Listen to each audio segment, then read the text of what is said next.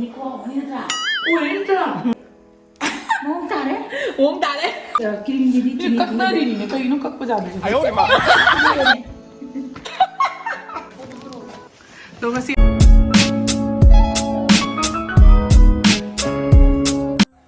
Hello everyone मैं अपना माई के चैनल दा तराम नमचरी अदो ngasi video sidi hujing nga chaba yade bako aduduna nga chaba yada bagi nga yaudbi yerum yaudbi cake hodoine aduga inene hoida laiye bako ado nene hogi cake saragi pochi myam le bako adu su uche ke aduduga ngasi ahan ba try tawdoine hadi nene na yumda budi adum chana bagi saja bako adumpu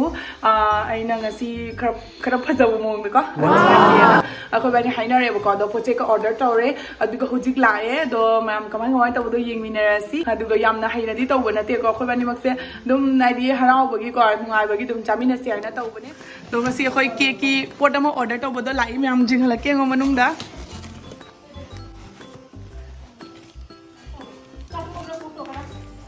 nene jinghala lupa chunga ta ni ne ni ai poche phajabra ba duni jing se amom ta hango jing se poche kam jami nung lupa chunga na kam jami nung phagi je magi sigi poche ki link to description da pam ge cake की सामान कोई cake cake हौद्रो बनी cake हौना बगी plate हम से यावरे से cake हौना बगी plate हम से यावरे देसी से हंगरो poche te mai ka no anda ni ne ka taw ni sina tu मा कोन बगी दो नत्रा वाव वाव मैम तुकले है सुमाना सुमाना सुमाना होय देबा से सीना चक्कर लगाई दो रबा थम्बगा ने asiga ले सॉरी सॉरी नते सी सीना ने कमाई तो निखंग बा चाकू नते सीना ने केक तो नंग क्रीम दो तेरा सुमाना सुमाना तक पिदो सुमाना है ना लौथोक पिदो दो सी से सीना लई साना बगे सुमाना सुमाना तौथोक पिदो अदगी असि सिना नंगी ब्रश तो को अदे असि सिना ने कइनो दो खोगी मुजिकी तो क्रीम हापने बगी तो से सी रांग से सिगी मचिन द नमसन दो रांग से मयाम ने पिरे से oh bhat ta le si machin द नमसन दो तु से मागी मचिन ने उरबा पिरे से अदे तु सिना ने कइनो ओट ना बइदो da phekin na ba du ur layu ne duga kainon lakani si tek lai rakani nate nate si se layu mana layu uraba ni du uraba ra ne phekin na ba gira adu anda pataw do si mu putra si na mu ne kai tawri cream sana ba do important ne do ai cream sana ba gira adu do khang ba si na mu karen na ta bi ne ba karen gi du na ngon leina to ngali du na mu adu na mu si na mu hogi si di 500 ta nang si bhangi je patra ne si na mu ne sumaina to do mana Nambi नहीं nambin ओसे हैना उंग देबा मतलब अखोइना अमदुना कारेना लई तो सुमाइना लई दना से सिना हैना तो रे नेना मसिगी केक तो होरक्तोइनी अदुगा मागी रेसिपी से मथन मथन ने हम उचर के को यंगिनसी अदगी वीडियो सिंगा लाइक तो बदी कॉपीगनु अद कमाई तो चार सो लतोइनी खोय अहान बदा हाना होदोइनी तो यंगसी लावा मैदा लेरे hapcharani daidi ani suda besan hapcharani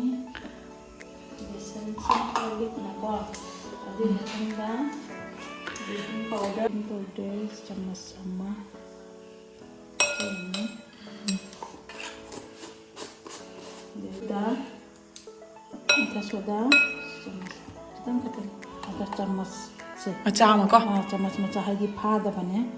likna tawrani sina tawraga अदो मैम अखोई गिसे अवन नत बिदा थोंदोइने बको कगिना बिदा मैम पुना मगना थोंबा ngamna बगी दमकता ngasi अवन नत बिदा तौदोइने अदुगा सिगा सि मिक्स तौना लोरेना को अदो क्रीम से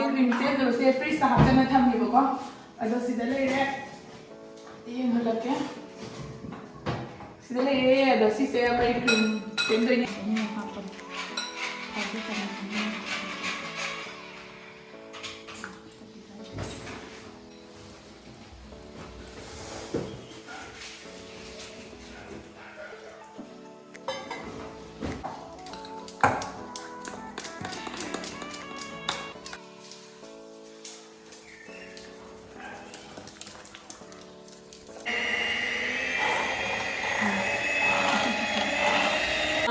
से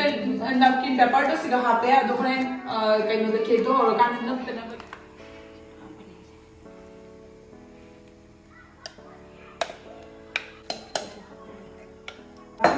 se hadi la se dana down da thamne ha अदा sida leire yengo ai non sticky tawa da tawini yengo aduga mai sina mana dimi da tawrani jamna leitharani bako adona aduga sina makhumdi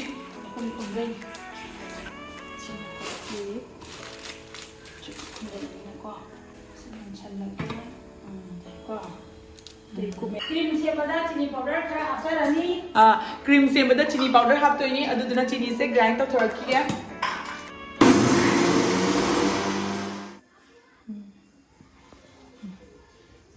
halasiako ene se aan me youtube ta laine baduduna ma wangang bodi khara khara herak promani adudo sindana ya si cream se kaba ma ha pe aduga koi chini grind to bududi chini grind to bale se ha podusu adu cream kona na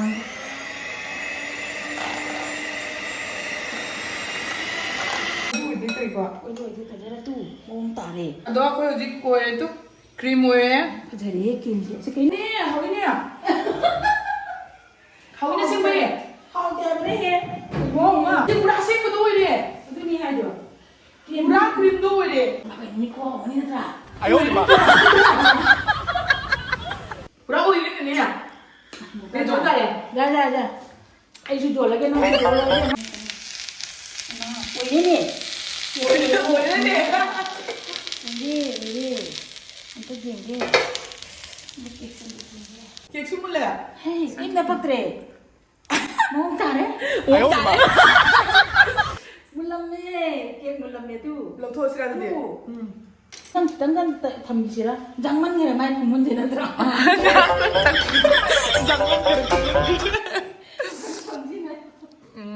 tiam sar sila o sigi tre sigi ka tausi ke ka sina tra ka ana ma phajana sigi cream sina karam mongi to siga edum haidi machin tu design ki jaw siga ka ma to siga aham ba yoina jaha pham bam to sia khamba koila da koi gi sigi design sina yong mong ni am phajadori de le go se de ko ndo mana smile to ndo de 哎呦我的妈！ Pele de na se ke pura ba ke ha pa ni asta ni ko ko ba ni cream ha pa ga sa se du gi ne bo cream ha pa ne ba kan na tau ni se ado mai di dukan na to ko phaza ba do adu mai na same de ne cream gi di chini kak na ri ni ne to inu kak pa ja de ho jana cream gi 哎呦我的妈！ ya na sa gi cake to aina smana round ka ga ko akhoi gi do sa gi kaino yaw da bani na yerum yaw da ba ko ni am na kam khut pa wa le ba ko ado khoi da ghi su le ho dra ba ko adu na ghi wat pa da ghi hap ka da bani ko me am di wat pa da ghi tan kam pa wa le adu na ina round shape ka ga sema ke si ma gi cream do siga ahan ba da ko khoi kaino chitne ne chini gi sing do ba na ba ko si se tap na mong ta dai ai ta gi na tai mo ta no ba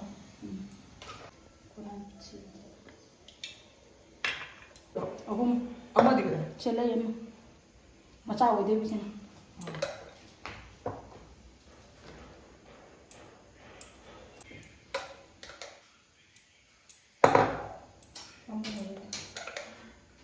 ho ya la na ho jai atro jai kim je tai ge da ba wali kara pero le me lang mo mata mon gi kitang de pichak pialu ne nang bo pichak pialu ahum ta ta na lai wa ba maton tum halaga ha wow wow bas na sa tap na bas 哎呦我的妈！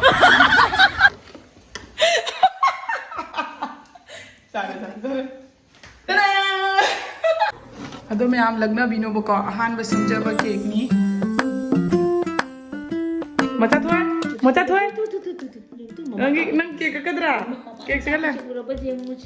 ko ji cake ka ni ri cake se kakla ge akhoi na sada ba cake se ahan ba ni na poto hai je ba ko ado matung da phasana tar ka ji ke ko kon ro ko ni kaina da 30 minute ki manung na sawa cake ni hai se 30 minute ki manungda ko chaba ki na bu kamai या जाइए ने piece का पसंद कब जाइए नहीं कई जाऊ दे ने इमा कई ने जाय ने से फजा दे न म देख दो दुगा दुगा ꯑꯇꯩꯗꯤ ꯑꯩꯈꯣꯏ ꯆꯨꯖꯔꯅꯤ ꯀꯥꯁ ꯀꯌꯥꯅꯤ ꯃꯥꯡꯕ ꯑꯁ ꯊꯩꯗꯦ ꯅꯃꯥꯗ ꯆꯨꯕ ꯌꯥ ꯑꯇꯩꯗꯤ ꯆꯥꯈ꯭ꯔꯦ ꯑꯗꯨ ꯁꯨꯝꯗ ꯌꯦꯡꯉꯨꯅꯦ ꯕꯣꯡꯅ ꯀꯥꯞꯄꯁꯤ ꯌꯦꯡꯉꯨꯅꯦ ꯏꯃꯥ ꯌꯨꯝ ꯆꯥꯗꯤ ꯁꯦꯡꯈꯤꯇꯪ ꯏꯟꯕꯤꯒꯦꯁꯦ ꯍꯥꯎꯔꯤ ꯍꯥꯏꯔ ꯃꯌꯥꯝꯅ ꯃꯣꯇꯥꯅ ꯍꯥꯏꯕ ꯅꯝꯖꯩꯗ ꯀꯥꯞꯄꯤꯔꯣ ꯑꯩ ꯇꯦꯁ ꯇꯧꯔꯒꯦ ꯃꯌꯥꯝ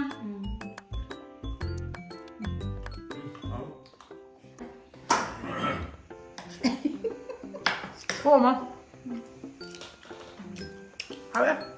아드면 ngasi기 video sidi swai solutionjarage myamnagi video se like share subscribe comment punamak tongbiba kawbigano adu ngasigi di bye bye say bye bye bye toro bye